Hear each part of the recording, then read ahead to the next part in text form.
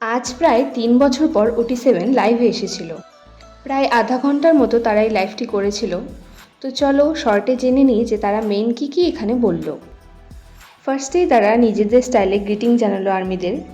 এরই সাথে তারা জানায় যে নেক্সট ইয়ার স্প্রিংয়ে তারা তাদের কামব্যাক করবে, যেখানে তাই ভুল করে নেক্সট ইয়ার স্প্রিংয়ের জায়গায় বলে টুমোরো স্প্রিং।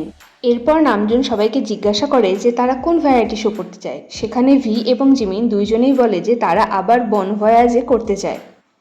ভি বলে যে এখন থেকে তাদের আরও বেশি কিছু গ্রুপ হিসেবে এবং ইন্ডিভিজুয়ালি আপলোড করা দরকার এবং তারা নেক্সট ইয়ার ওয়ার্ল্ড ট্যুর করবে সেটাও জানায়। তারা বলে যে যে মুহূর্তে কনসার্ট স্টার্ট হবে তারা জানে যে সবাই কেঁদে ফেলবে, কারণ এতদিন পর কনসার্টে তারা অনেকটা ইমোশনাল হয়ে পড়বে। আমাদের জিন যেহেতু তার রানজিন ট্যুর কনসার্টে যাবে, তাই জিমিন বলে জিন যেন ভালো মতো কনসার্ট শেষ করে বাড়ি ফেলে। তার উত্তরে জিন বলে যে জিমিন যদি আমার জন্য চেয়ার আপ করে তাহলে আমি ঠিক মতো ফিরে আসতে পারবো। তখন জিমিন হাসতে হাসতে বলে যে সে জিনের জন্য দূর থেকে চেয়ার করবে। আমাদের স্পয়লার কিং তাই আবার স্পয়েল করে দেয় যে তারা আমেরিকাতে কোনো কিছুর জন্য কাজ করছে।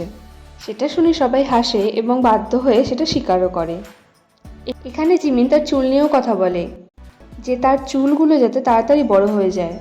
তার চুলগুলো দেখতে মোটেও ভালো লাগছে না এবং কেন বাকি মেম্বাররা তাকে মাঝখানে বসতে দিল।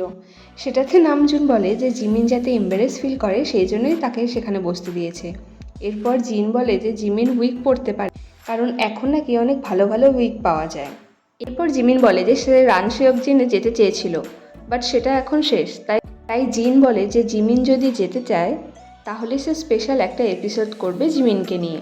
এরপর ইয়ুঙ্গি জানায় যে সে 2 দিন আগে জিমিনের বাড়িতে গিয়েছিল এবং সেখানে গিটার বাজিয়েছে এবং জিমিন তার সাথে গান করেছে, এবং সেটা শুনে আরএম বলে যে ওয়াও, এটা খুব রোম্যান্টিক।